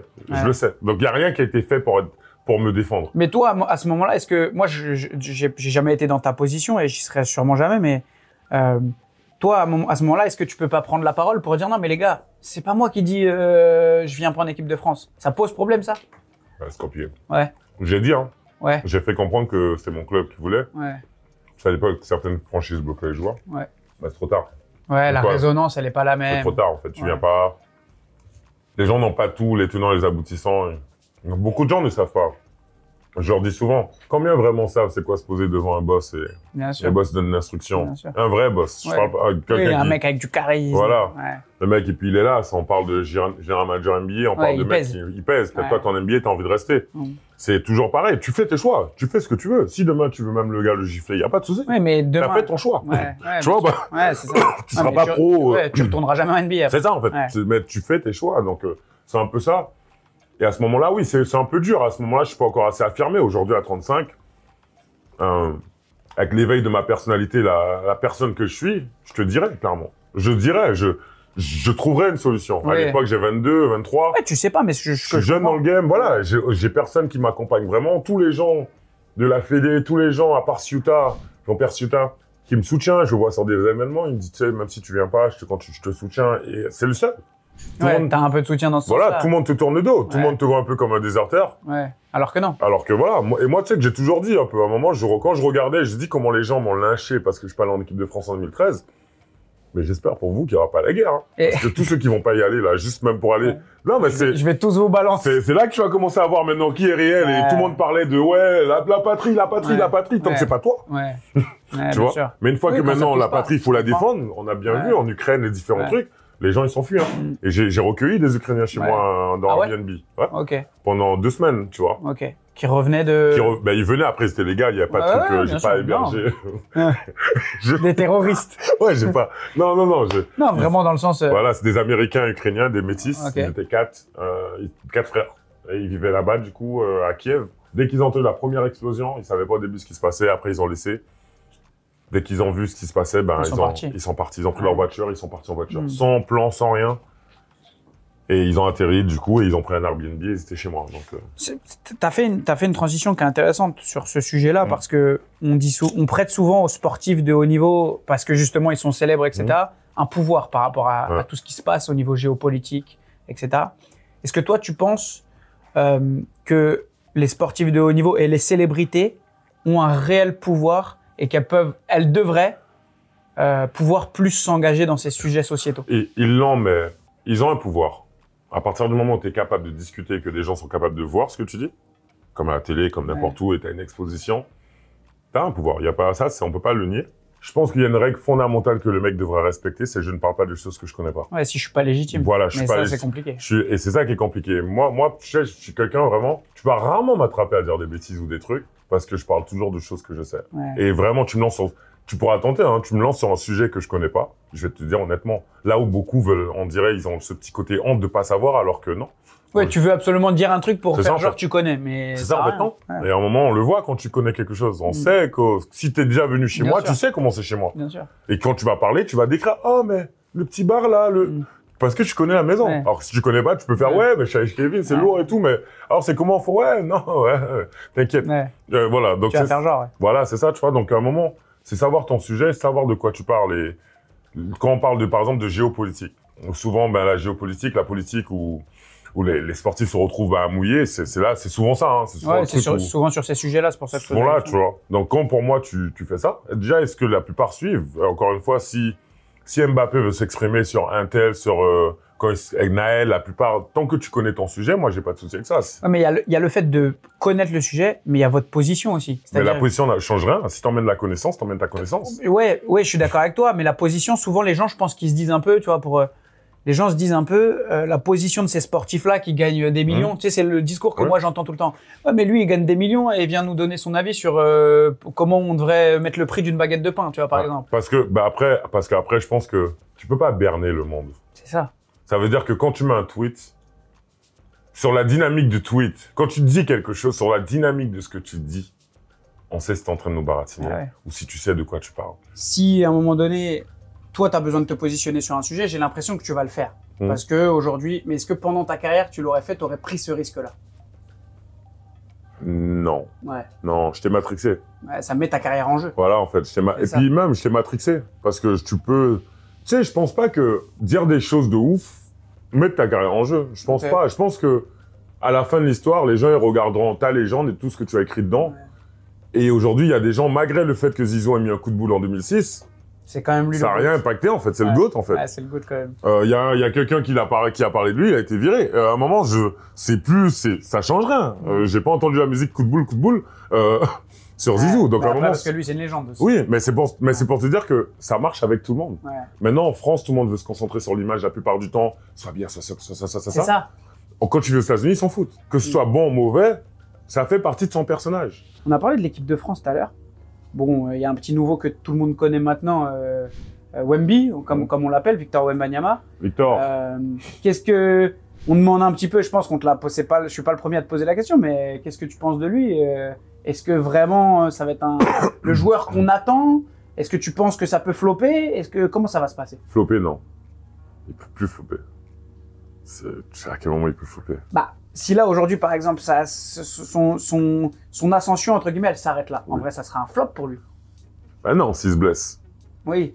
Après, ça sera dommage, un flop, je pense pas. Bah, il aura fait déjà un truc de fou. Parce que c'est ça, en fait. Mais ce qu'on attend de lui... Là, il va être sûrement meilleur défenseur de la Ligue, il a arrêté de jouer. Mais quand tu parles... Mais t'attends quoi? Bah, quand tu parles aux gens, franchement, tu parles aux gens dans la rue, t'interroges. Ouais, mais les gens, ils attendent quoi? Jeux Olympiques, Coupe du Monde, et en NBA, qu'il gagne, qu'il ait 8 bagues autour des doigts. Alors que eux, juste leur demander de ramener une liste de courses ce soir, ils sont pas sûrs. Mais oui, mais tu sais comment c'est. Je peux m'assurer que Wemby va me ramener toute cette liste de courses de championnat d'Europe, championnat du monde. Tu sais comment c'est. Oui, mais en fait, après, je le vois franchement comme... c'est un jeune talentueux. Il y a plus de flop, parce que c'est pas un joueur, c'est pas comme Sissoko. Il y a plus de flop aujourd'hui. Il arrive à un stade où c'est déjà une star, en fait. En NBA, c'est déjà un star. Il était All-Star cette année. Ouais, bien sûr. J'ai fait 7 ans en NBA et je me suis même pas rapproché de ça, Joss. Ouais. Genre, tu vois pas, genre... Ouais, c'est déjà une dinguerie. Donc c'est une dinguerie, en fait. Et aujourd'hui, c'est comme LeBron qui arrive et dès le début, il est All-Star. Ça y est, là, c'est installé. Maintenant, on va le voir chaque saison. En tout cas, si Victor joue, il y aura pas de flop. Mais est-ce que tu penses que ça va être, genre, dans 15 ans, on dira, Victor, c'était le GOAT, c'était le meilleur? Par rapport aux autres qu'il y a eu, LeBron... Moi, je te donne un avis. Vas-y. C'est le meilleur joueur que j'ai vu de ma vie, déjà. Ok. C'est le meilleur joueur contre qui j'ai joué de ma vie. Victor, il est incroyable. Et les gens, ils se rendent pas compte. À un moment, je sais que c'est français d'être comme ça, d'être chiant, de vouloir toujours remettre. Mais à un moment, il faut savoir aussi apprécier ce que tu as devant toi. Et ce gamin, il est spécial depuis le premier jour où je l'ai vu. Il avait 16 ans. Je l'ai revu, on s'entraînait. Il y a 2 ans, je m'entraînais avec eux parce que je m'entraînais, je voulais reprendre. Ouais. Je m'entraînais avec les pros, j'étais à Levallois, je me suis entraîné avec Paris Basket cette année. Il avait 18 ans et il était déjà exceptionnel. Genre, les gens ne se rendent pas compte. Moi, en tout cas... Pour avoir joué le basket contre d'autres mecs qui sont forts, pour avoir vu des mecs forts, à un moment, c'est pour ça d'ailleurs que il y aura bientôt unanimité. Tout le monde est d'accord. Mais justement, c'est il y a personne qui te dit. Mais il y a eu des déclarations NBA, genre non, mais ouais, vous en avez trop fait avec Victor et tout, c'est quoi ça? Trash talking ou? Personne n'en a trop fait. Le mec, il fait 2,24. Ah oui. 2,25. À partir de là, je pense même qu'on devrait mettre un point d'interrogation sur sa taille parce que je pense qu'il fait 2,28 en vrai. Mais ça, c'est pas grave. Ah, t'es en train de dire, bah on vérifiera. Ouais. Je pense, c'est pour ça que même au JO, il y a la photo d'équipe de France qui resurface où il est à côté de Rudy et il baisse ses jambes. Ouais. S'il se met tout droit, il est plus haut encore. Ouais, mais pourquoi ils veulent cacher? C'est lui. Ah ouais? Je sais pas pourquoi, mais en tout cas, il est pas. Après, il a raison. Peut-être qu'on l'embête tout le temps sur ça. On l'embête. C'est pas un sujet qui le captive tant que ça, tu vois. Mais en tout cas, voilà, il aime pas. En tout cas, il a sa taille et voilà, il fait 2,24 aujourd'hui. Mais bon, je pense que c'est plus un peu, mais c'est pas grave. Mais en tout cas, il est spécial. Il bouge, il court, il saute, il shoot. Honnêtement, je me rappelle à Levallois, Il y a une phase, je fais un shoot, il contre le shoot, il court en contre-attaque, je le vois partir, je le suis, je cours derrière lui, et après, j'arrive devant lui un moment, et il reçoit la balle à 2 mètres derrière la ligne à 3 points. Il vient juste de contrer, hein. Il la reçoit, il fixe, il lance. Ouais. Et tu vois, moi, je saute comme ça, je le conteste. Et en fait, mais après, je vais pas sur lui parce qu'il est devant moi, donc je me mets sur le côté, donc je tombe sur le côté, et lui, du coup, il tombe aussi, en fait. Ouais. Et tous les deux, on est assis. J'ai la photo où je suis assis au sol. On regarde tous les deux le panier, et on voit la balle rentrer. Et à ce moment-là, je regarde, je me dis, mec, mais c'est un truc de ouf. Ouais. Honnêtement, on commence à faire des actions, des trucs. Il est facile au cercle. Il m'a dunké dessus. Avec une facilité, genre même moi je me suis demandé pourquoi j'ai sauté. Genre lui, on a éclaté de rire après, tu vois, avec Steve, tous les gars là-haut, qu'on a été tous les gars à Levallois. Donc, mais le petit il est incroyable. Et puis après, au-delà de ça, c'est le côté physique, c'est le côté extravagant, c'est le côté ok, il est longiligne, il est grand. Mais il est plutôt complet, non? Mais maintenant, là, il va chercher n'importe qui. Il a envié. Honnêtement, c'est une tête. Je pense pas m'être trompé en croyant en lui. Et jusqu'à maintenant, il montre clairement que je me suis pas trompé. On parle pas dans l'année ou quoi que ce soit, parce qu'aujourd'hui, bon, il a quand même une sacrée muraille de Chine autour de lui, il est très protégé, tout.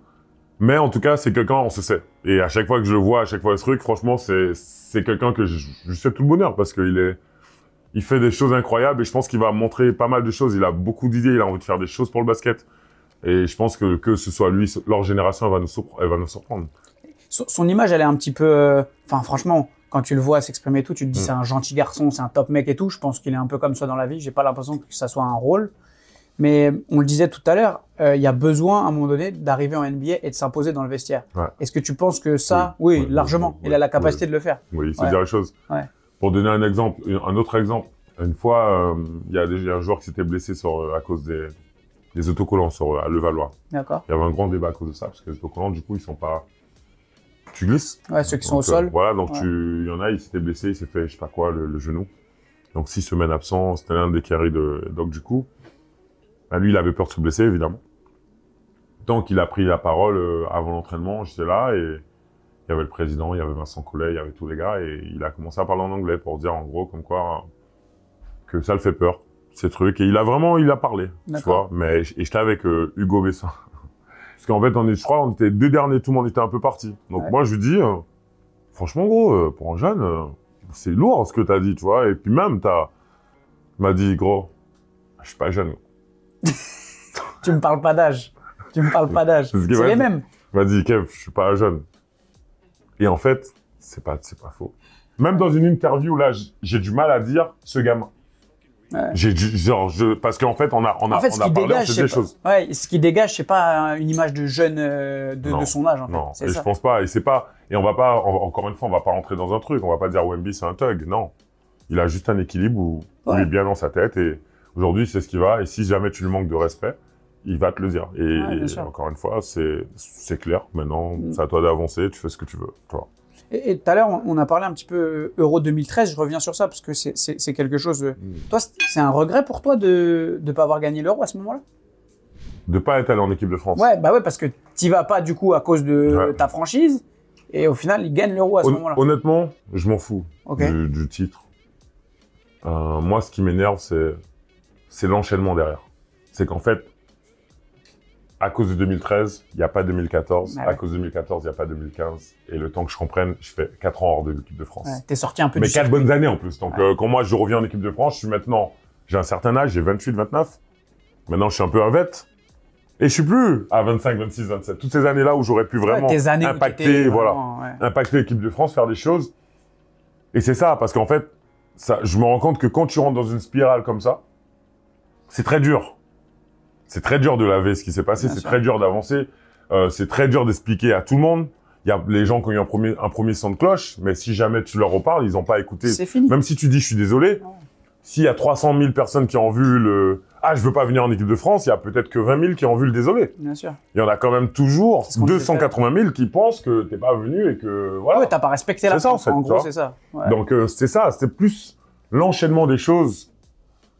Genre, toutes les décisions que j'ai regrettées, je pense, c'est les décisions vraiment en réaction en chaîne. Ouais. Genre, à chaque fois, je me prends un truc. T'as fait une décision et après. Voilà, tu penses que c'est qu'une année, et puis 2014, tu reviens, non. C'est pareil. En fait, à partir de là, non, c'est pareil, en fait. Ouais, ça, c'est un problème. Voilà. Et t'as pas eu la conversation avec Vincent Collet à un moment donné? J'étais pas assez mature. À chaque fois, j'essayais de parler avec lui, mais ça volait pas haut. Je vais être très honnête avec toi.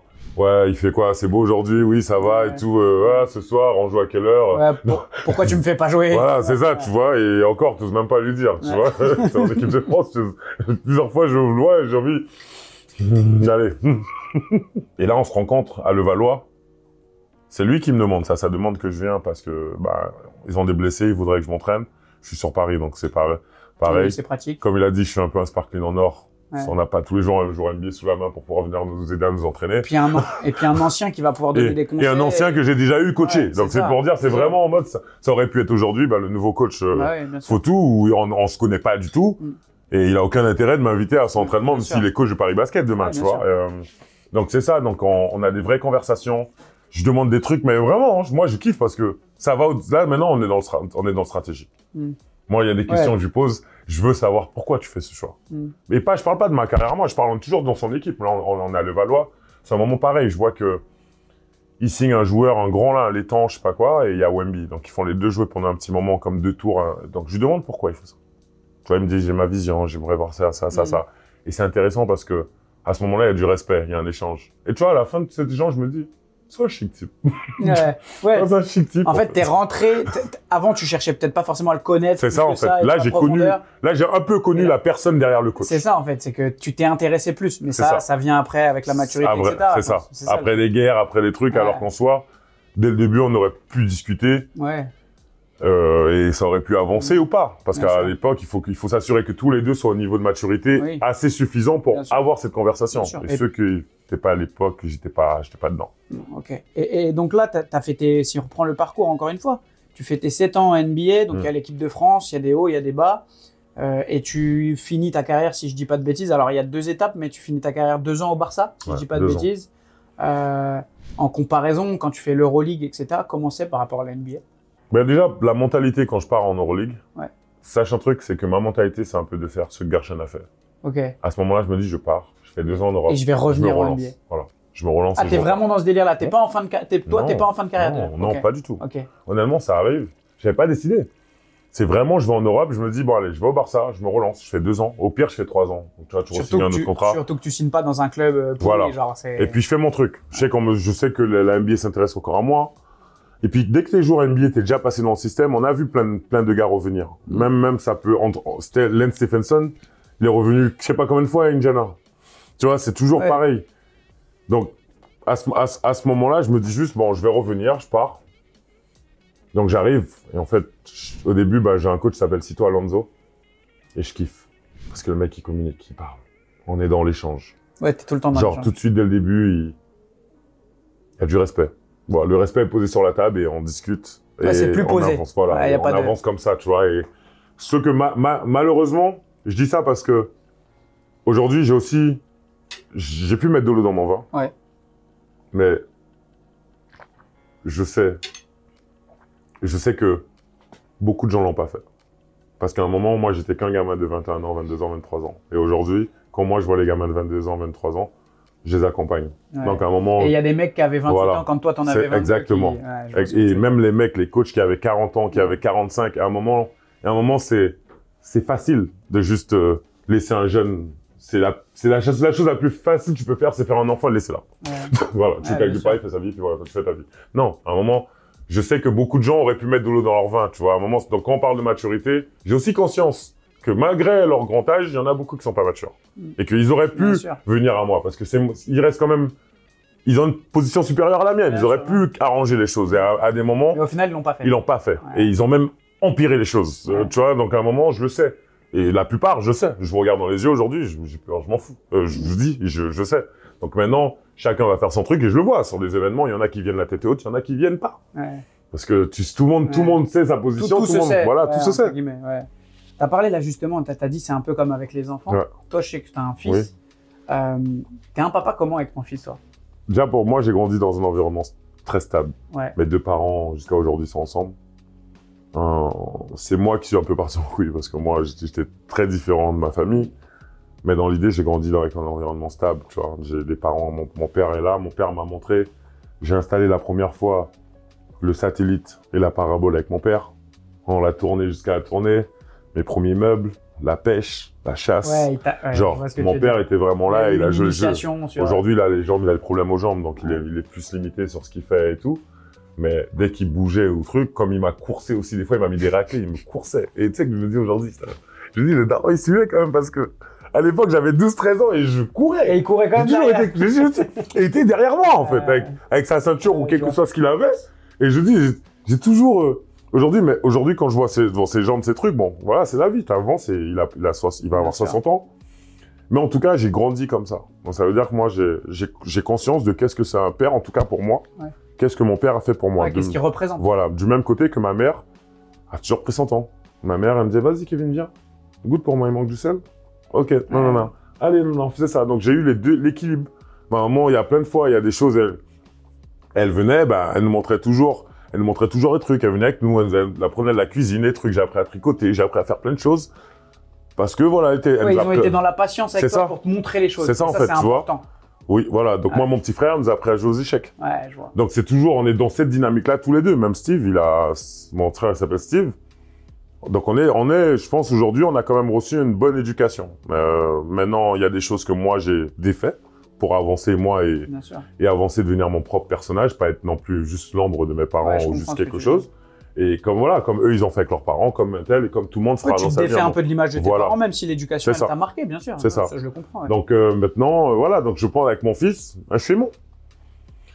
On est à distance. Ouais. Donc, ça, c'est le plus dur. Bien sûr.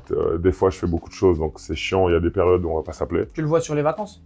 Sur les vacances, oui. Ouais. Maintenant, j'essaye, honnêtement. Et je te cache pas, hein, moi, honnêtement, je me dis même que quand il a 10-11 ans, j'aimerais bien qu'il vienne un moment, vivre même 2 ans, déjà pour qu'il parle français, parce que c'est un anglophone. Ok. Donc, qu'il parle français, qu'il apprenne le français. Et à partir de là, ouais, j'essaye de passer du temps avec lui. J'ai conscience, hein. Tu sais que j'ai conscience que la vie, elle est courte. Je sais pas combien de temps il me reste.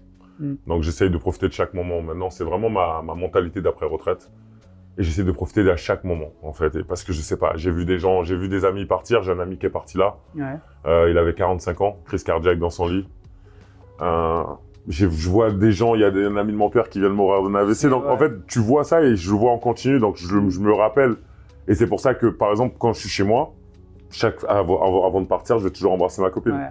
Je vais toujours partir et mon fils, je vais l'embrasser ou je vais m'assurer que je pars pas juste comme un voleur et puis j'y reste comme un voleur, tu vois. Tu es conscient que ça peut être un dernier moment. C'est ça, en fait. Donc, tu vois, à partir de là, ça me fait penser au son de Funky Family où il parlait de mystère et suspense et tout.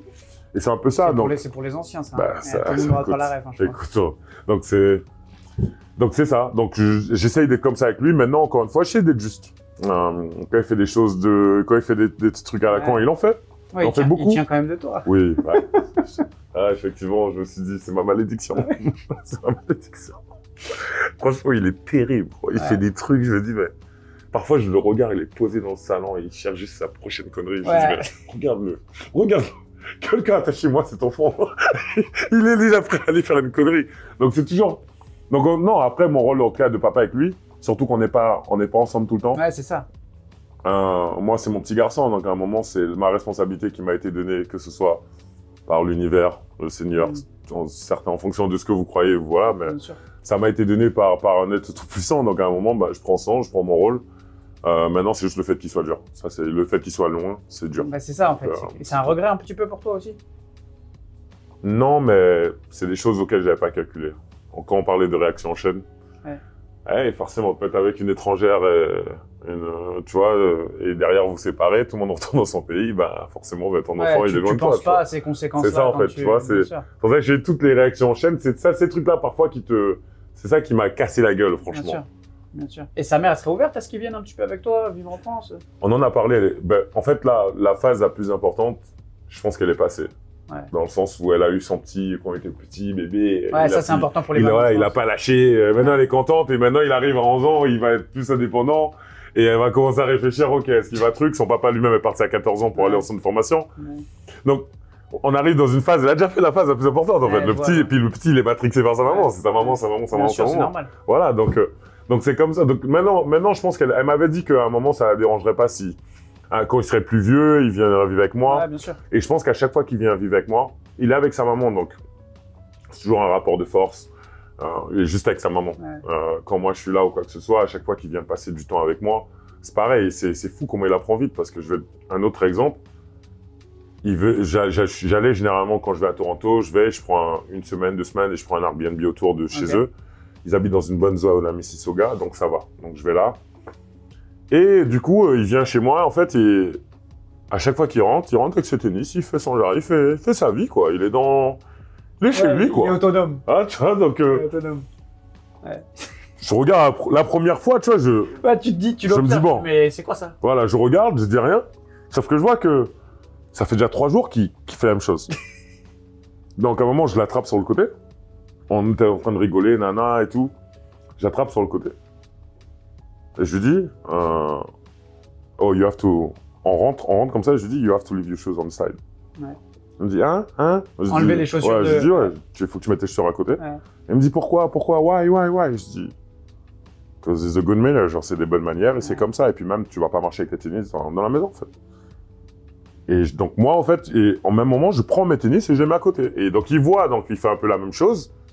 Et je te promets, genre, il a plus jamais marché avec ses tennis. Elle a plus jamais refait. Jusqu'à maintenant, il vient chez moi, il avait. Mais il faut que tu l'envoies un peu en Guyane. J'ai pensé la Bah formation. Ouais. La formation avec ta mère et ton père. Faut voir à quel degré. Ouais. Mais ma mère, Ils vont le choquer sinon. C'est ça, tu vois. Mais en tout cas, oui, j'y ai pensé un moment parce que c'est vrai que j'ai pas envie qu'il soit non plus trop éloigné de mes... Même si la République Dominicaine, sa maman, c'était de là-bas. Ah, ok. C'est pas loin de la Guyane. Ouais. Mais en tout cas, oui, j'aurais bien aimé qu'ils connaissent toutes ces origines. Ouais. Et que, voilà, qu'on avance comme ça. Et toi, il t'a jamais connu en carrière parce qu'il était tout petit. Non. Et ouais. tu vois, j'ai ce regret. Ouais. En fait, il m'a connu. Mais à ce moment-là, j'ai ce regret parce que moi, j'étais pas bien dans ma situation. Et j'ai pas profité du truc à fond la caisse. Tu vois, même le fait, par exemple, que c'est arrivé une fois que, et je sais que sa maman voulait, genre, sa maman, elle me disait, ouais, mais vas-y, prends-le, fais ça et tout. Et en fait, l'année où il arrive, quand Kylian arrive, à ce moment-là, je suis en conflit avec Barcelone. Donc, ils veulent me virer, le truc. J'arrive à rester la dernière année parce que je fais aucune gaffe. Mais ils veulent me virer. Même le fait de l'été, ils me limitent à 100 km de Barcelone. J'ai pas le droit d'aller à plus de 100 km. Le club? Oui. Ok. Donc, j'ai pas le droit. Ouais, c'est après, j'ai pas le droit d'aller à plus de 100 km. Sinon, ils peuvent casser le contrat. Ils peuvent casser le contrat. Ouais. C'est une clause rajoutée. En tout cas, maintenant, c'est dit. Je savais même pas que ça existait. Donc, moi, je pète un câble. Il y a des embrouilles sur embrouilles. Bouna, il les appelle. Il y a plein de choses. Et en fait, je vais aller voir mon fils parce que du coup, mon ex est enceinte. Et je veux aller normal, quoi, en fait. Je vais aller voir mon fils pour la naissance de mon fils, en fait. Et c'est toute une histoire à ce moment-là. Alors que même en Espagne, tu as 3 semaines, 4 semaines de congé maternité, paternité. Ouais. Ce que tu veux, tu as quand même des lois comme enfant un peu partout, ouais, en fait. Jusqu'à aujourd'hui, ce truc-là, si je pense qu'ils sont pas vraiment tout droit dessus. Donc, ce qu'ils ont fait, c'était pas très légal, tu vois. Mais en tout cas, voilà, c'est mis. J'arrive à aller à Miami, du coup, parce qu'à ce moment-là, nous, on veut qu'il naisse à Miami, parce que j'habitais là-bas. Okay. Donc, il naît à Miami, pour qu'il soit américain et tout. Et du coup, c'est comme ça, embrouille. Et le soir d'avant parce qu'en fait, ils nous avaient demandé c'était quand le jour de l'accouchement. Parce qu'on t'a pris une date quand ça va arriver. Et on a dit le 9 juillet, tu vois. C'est son anniversaire. On a dit le 9 juillet. Et il est sorti exactement comme il fallait, tu vois.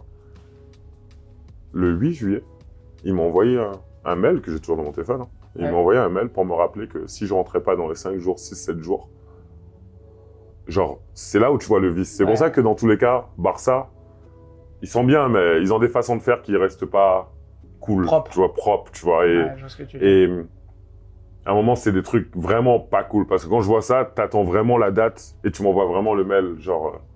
Et mon fils... Surtout, c'est pas cool parce que c'est une naissance. Ben, c'est ça. C'est la preuve, c'est ton premier. C'est ça, c'est mon premier. Et le général manager qui le fait a des enfants. Ouais. Le coach qui le fait a des enfants. Donc ils sont même pas dans l'humain. C'est ça, en fait. Et c'est pour ça que je comprends pas comment les humains arrivent à un stade, des fois, où ils passent eux-mêmes par des stades et ils font comme s'ils n'ont jamais traversé cette cour, en fait. Je me dis, mais les gars, vous avez eu des enfants, si on vous l'avait fait à un moment, vous aurez peut-être encore des enfants pour certains. Et donc c'est comme ça, ils m'envoient le message pour me rappeler, le 8. Donc quand je reçois le message, il est 4 heures du mat. Chez eux, je sais pas quoi, il est 10 heures, je sais pas quoi. Les 4 heures du mat, et on est en train de marcher dans l'hôpital, tu vois, en attendant que le bébé arrive. Et donc c'est ça, donc il arrive dans cet environnement qui fait que cette année-là où il naît, bah, je suis dans cet environnement un peu toxique, tu vois. Donc, même quand on finit les matchs, bah, à un moment, elle vient, elle me le tend. Je le prends, mais je le redonne tout de suite, tu vois. T'as pas envie de... J'ose pas, je me dis, j'ai peur que si jamais je me fasse embrouiller, le coach... Ouais. Je suis vraiment dans un truc de paranoïa où ben, j'arrive pas à profiter, en fait. Et ça, je le regrette parce qu'au final, je vais jamais le rattraper. Bien sûr. Tu vois, et ça, je le sais, tu vois. Et je vais jamais le rattraper, et ça, je le regrette. C'est pour ça parce que c'est un moment qui est passé. C'est ça. Et c'est pour ça que je me suis dit, maintenant, quoi qu'il arrive, quoi qu'il se passe, personne ne m'empêchera de vivre ma vie. S'ils ont leur avis, ils veulent penser ci, ça, ça. Moi, personnellement, au fond de moi, je suis accompli. Et je sais maintenant ce que je vaux et je sais maintenant où j'ai envie d'aller. Donc maintenant, si les gens ils sont prêts à parler et puis ils sont pas contents avec mon image ici, bah écoute, ils feront ça. Mais dans tous les cas, moi, je vivrai. À la fin, on a tous une vie. C'est individuel. Ouais, bien sûr. On peut tous être dans une voiture et rentrer dans un truc et un seul peut crever ou les 4 peuvent crever, un peut survivre. Bien sûr. C'est individuel. C'est pas dit que parce qu'on est tous les 4 là, automatiquement, on est tous reliés, on doit tous mourir aujourd'hui. Non, c'est pas vrai. Chacun son chemin. Donc à un moment c'était comme ça et puis voilà, je vais vivre, tu vois. Oui, bien sûr, oui, c'est pas forcément la peine d'avoir des regrets pour. C'est ça. Je comprends. Tu finis ta carrière, toi, Kevin, à Barcelone. Ouais. Alors il y a une petite, je crois qu'il y a une petite signature en Chine, ça se fait pas, tu vas pas, c'est ça, hein, c'était ça. Et un bon deal, donc. Ouais, j'imagine que tu vas pas juste pour, parce que tu kiffes la Chine. Non, mais clairement. Et puis à ce moment-là, j'ai pas envie de parler chinois. Ouais. J'ai envie d'aller en Chine. J'ai envie de me dire, vas-y, je vais tu sais que j'ai découvert, je pars de trucs, je me dis, maintenant je quitte Barcelone. Je vais à Miami, donc je rentre chez moi, je m'entraîne l'été et je me dis, c'est quoi maintenant? Je vais découvrir le monde. Ouais, bien sûr. Je suis sorti de la phase de, tu sais quoi, on va gagner des titres, on va être c'est bon. Il y en a qui sont comme ça, il y en a d'autres, c'est pas. Et si tu te rends compte que tu vas pas gagner des titres, tu en parlais avec un agent hier sur un événement à Monaco de ça, et si tu te rends compte que tu vas pas gagner des titres assez vite, va prendre de l'argent. Va prendre de l'argent et voyage, va prendre de l'expérience, va découvrir. Aujourd'hui, il y a la Thaïlande, il y a le Japon. Il y a tous les pays, ils sont en train de faire des ligues de basket, des trucs de 3-3. Tu peux aller faire du sport partout, honnêtement. Et à un moment, si vous vous rendez pas compte que vous n'avez pas gagné des titres, vous n'allez pas être le mec, tu vas forcément peut-être à un moment dans ta carrière, mais il y a des mecs comme Wemby dès le début. Il y a des mecs qui commencent comme ça. T'as des mecs un peu comme Bilal Koulibaly qui vont se forger au fur et à mesure du temps. Ça veut pas dire qu'à la fin, ils vont tous les deux se regarder, ils sont peut-être tous les deux au même étage. Ouais, bien sûr. Sauf qu'il y en a un qui sera arrivé déjà, il était déjà là à un moment, et toi, t'es arrivé, bah, tu seras peut-être essoufflé parce que tu as monté 90 marches. Il y en a dans l'ascenseur, l'autre. C'est ça, tu vois, et donc c'est un peu ça, tu vois. Et à un moment, allez partir chercher de l'expérience, faire votre truc. À un moment, quand je regarde certains, bah, il y en a, ils font leur carrière, 1, 2 clubs. Ils ont pas tant de choses à raconter que ça. Comparé au mec qui a fait 2-3 clubs, qui disait que moi j'ai vu ça, j'ai vu la mentalité de lui là, j'ai vu ça. Et c'est pareil, quand tu voyages, tu vas dans des pays, tu es capable de dire, ah, je suis allé en Lituanie, c'était comme ça, je suis allé en Grèce, c'était comme ça. C'est cool. Tu vois, je trouve ça cool. Oui, tu as découvert d'autres cultures, tu peux parler avec les gens, et puis tu t'ouvres, je pense. C'est ça. Au niveau de ton esprit, tu arrives à voir que tout le monde réfléchit pas de la même manière. Et ça, c'est hyper important, je pense. Donc toi, du coup, c'est avorté, tu vas pas en Chine, et donc ta carrière, elle s'arrête à Barcelone, si je dis pas de bêtises. Ouais. Donc du coup, ben, ce qui se passe en fait pendant ce temps, c'est que donc le contrat avec la Chine se fait. On parle d'un vrai contrat, on parle de 2,4 millions sur 6 mois. Genre, énorme. Énorme, tu vois. Donc on parle d'un vrai contrat. Et du coup, ce qui se passe, bah, je commence à avoir mal au genou et je suis à Miami et je le sais. Et quand je dis je le sais, il y a un contrat sur la table, il y a plein de choses, mais moi je sais. Ouais, tu le dis pas. Ouais, je dis pas. Il y a une visite médicale. Sauf que je le dis, je commence en fait, au début, je commence à avoir je sais ce qui se passe. J'en parle à mon agent après, au bout d'une semaine, je dis, je crois qu'il y a ça et je pense que je vais devoir me refaire opérer. Je pense pas que je vais arrêter. Pour moi, c'est juste une opération de plus, mais ça va encore reculer, ça va encore donner du temps où je vais pas jouer. Donc c'est ça qui est chiant. Franchement dur, hein. Franchement, quand je te dis dur, c'est des moments à pleurer, des trucs à te dire en fait, parce que tout ce que tu as fait toute ta vie est en train de, tu vois le truc en train de se terminer en fait. Ouais, et c'est une mort. Et tu peux rien y faire en fait. Voilà, tu peux rien y faire. Genre, il y a pas moyen de me rattraper. Mon genou, il manque déjà une pièce dedans, il manque une pièce là. Genre, il y a rien que je peux faire. Je peux pas prendre un truc, remettre dedans. C'est fini. C'est fini, tu vois. Et là, c'est dur. T'as ta première mort. Donc voilà. Ça, donc je suis là et je erre. Je suis dans mon. J'avais acheté un pick-up parce que j'avais des jet skis, donc du coup, j'ai un pick-up à Miami et je roule juste dans la ville, mais en mode sans vie, genre parce que je sais que dans ma tête, tôt ou tard, je vais devoir l'annoncer. Je sais que c'est plus pareil. Je sais que je cours, je le sens, mes jambes. Alors mes jambes sont comme ça, maintenant ma flexibilité est comme ça. Je sens que mes jambes, je me dis, putain, et tu vois, et ça c'est dur, cette phase-là est dure parce que t'es là et tu te rends compte et il y a vraiment rien à faire en fait. T'es juste, tu peux rien faire. Tu te regardes. Tu peux plus rien faire. Donc et je vois, donc bam, j'annonce ma retraite Et à partir de là, je pense la dépression totale. Ah ouais? Ouais. Pendant combien de temps? 1 an et demi. Bon, je pense qu'elle s'affirme, elle était déjà là depuis les Knicks. Ouais. Donc je pense que j'ai dû faire 4 ans de dépression. 4 ans de dépression? Ouais. Avec Barcelone, tous les échecs. Et c'est là, donc je sors et je me rends compte une fois, un jour, je suis à Venise avec mon ex. Je parlais avec un pote, donc qui était psychologue et tout, donc il m'explique un peu, il pensait que j'étais en dépression. Et puis je regarde moi-même tous les symptômes pour voir et tu y es. Sur 22 symptômes, il y en a 19, quoi. Ouais. Il y en a 19, bon, je comprends. C'est clair, tu vois. Et là, je suis sur la... On est sur les petites... c'est quoi, calèches, comment tu dis? Les bateaux. Les petits bateaux, là. Les petits bateaux. Gondoles. Ouais, les gondoles, voilà. Donc, on est dessus. La calèche avec le cheval. Ouais. Donc, on est dessus et je me mets à pleurer. Ah ouais? Ouais. Pendant... Sauf que ça s'arrête pas. Ouais, t'as tout lâché d'un coup. Quoi que je fasse, ça s'arrête pas. Je suis sur le bateau, je truc, en fait. Parce que c'est la suite. On était rentré de Miami, c'était après Covid. Et oui, donc là, je suis là et je monte à 150 kilos. Je monte à 150 kilos, j'arrête. Et donc au début, ouais, j'ai pas envie de faire grand chose. Je suis à la maison, j'ai pas envie de faire grand chose. Ouais, une vraie dépression. Je sors jamais, tu vois. Et cette phase, elle est super importante dans ma vie parce que c'est là que j'ai compris quand mon père, il avait tendance à me dire, mon père, il m'adore, il a super confiance en moi, en fait. Il pense que tout ce que je fais, je peux le réussir. Et il me disait tout le temps, mais t'es Kevin Séraphin, tu peux aller là, tu peux aller ici. Tu peux tout faire. Et je lui dis tout le temps, t'as vu? Bah, cette phase-là, non. Nous, on est partenaire avec une société qui s'appelle Giftasso, qui fait des cartes à l'effigie de différentes célébrités pour défendre des associations. Donc nous, ils sont partenaires et on demande à chacun de nos invités de choisir une carte, une association, pardon, pour pouvoir faire récupérer des fonds à cette association. Et donc, tu en as choisi une et j'aimerais bien savoir... que tu nous la présentes en fait. Ben, Basket Évasion. Okay. C'est une asso qui a une importance pour moi parce que c'est un de mes amis qui la tient. Et on a commencé le concept en même temps, au début on rigolait et c'est comme ça que ça s'est fait. D'accord. Donc Basket Évasion, effectivement, ce que ça fait, c'est que il est basé dans le 17e, 19e. Et il permet aux jeunes, dans tout genre, hein, tout type, de s'évader via le basket. Donc on va organiser des séjours au basket. Ok. Là, ils sont partis à Barcelone, je les avais connectés avec l'UFC. Ouais, donc c'est ouf. Voilà, donc ils ont fait gratuit. Oui, gratuit.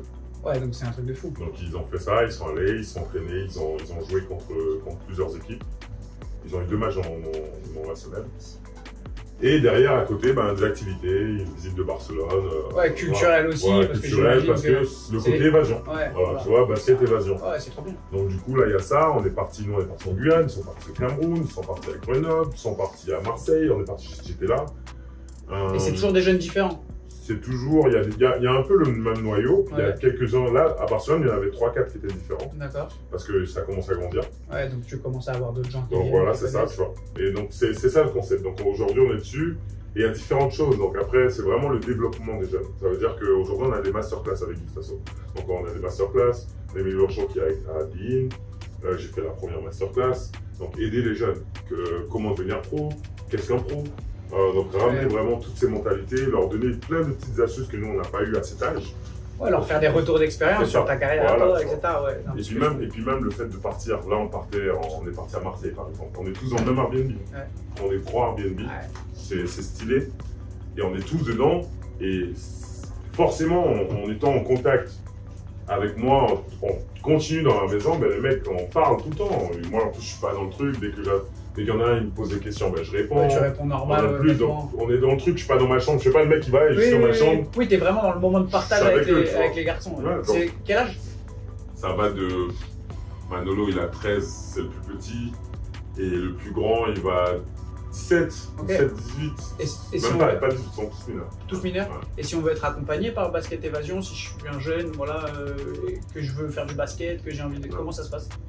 En fait, il faut contacter, tu vois, sur Instagram. Okay. Tu peux trouver Basket Évasion, après tu peux taper sur le site aussi. Mais Basket Évasion, tu vois, sur Instagram, et ensuite de ça, tu contactes. Ok, super. Et après, il y a les tarifs. Il y a des tarifs pour les voyages, tu payes ton billet, il y a certains trucs. Ouais. Après, il y a certains trucs payants, voilà. Il y a certains trucs que vous prenez en charge, j'imagine. Voilà. Et maintenant, nous, on cherchait et de base, il cherchait la solution, parce qu'il aurait aimé financer, justement, pour que les jeunes, ils n'aient pas à payer, en tout cas, ils aient moins à payer. Tu vois, même si ils aient à payer à hauteur de 40, 50, 75%. Et voilà. Et d'où d'où les cartes. C'est ce que j'allais dire. Donc n'hésitez pas, c'est très très important. Encore une fois, je le dis, toutes les assos sont importantes, qu'on viendra défendre sur The Brain. Mais ce qui est très important, c'est que là, vous accompagnez des jeunes qui veulent vivre leur passion. Un gars comme Kevin Séraphin qui s'engage avec eux et qui part à Marseille, etc., je vous garantis qu'il n'y en a pas beaucoup. Donc n'hésitez vraiment pas, on mettra les cartes en bas de l'écran et dans la bio. Allez acheter les cartes de Kevin. Vous aurez des dédicaces, vous aurez peut-être des objets, vous aurez des vidéos que Kevin pourra vous envoyer, des choses exclusives. Les cartes, elles coûtent vraiment pas cher et en fait, ça va vraiment faire avancer une asso qui aide les jeunes. Donc c'est vraiment très très important. Kevin, merci beaucoup. Bon. C'était vraiment un plaisir. Je pense que sur la caméra, on voit que j'ai des toutes petites mains par rapport à toi. Vraiment. Mais merci beaucoup. Franchement, c'était un grand plaisir d'avoir pu discuter avec toi. Ton expérience, elle est incroyable. Tu sais qu'une fois... Ils vont raconter une autre. Non, mais c'est vrai, c'est ta faute. En fait. Une fois, j'étais posé. Et je sais pas, j'étais avec la mère de mon enfant et en fait sa main était à côté de la mienne, tu vois, et je me suis dit, mais je suis un monstre. Je venais de me réveiller et je sais pas, juste réalisé que ma main était gigantesque. Tu vois, elle est plus petite que la mienne Ah non, clairement, oui, parce que tu vois, je me dis, même mon fils, ce truc, je dis, mais... Ouais. Je dis, et je réalise pas parce que je suis dans mon corps. Oui, oui, mais je le vois quand tu commences à faire ça, c'est sûr. Les gars, ils sont... Mais voilà, c'était ça. Kevin, merci beaucoup en tout cas. Vraiment, c'était un plaisir. Avec plaisir. Merci beaucoup. Merci à vous.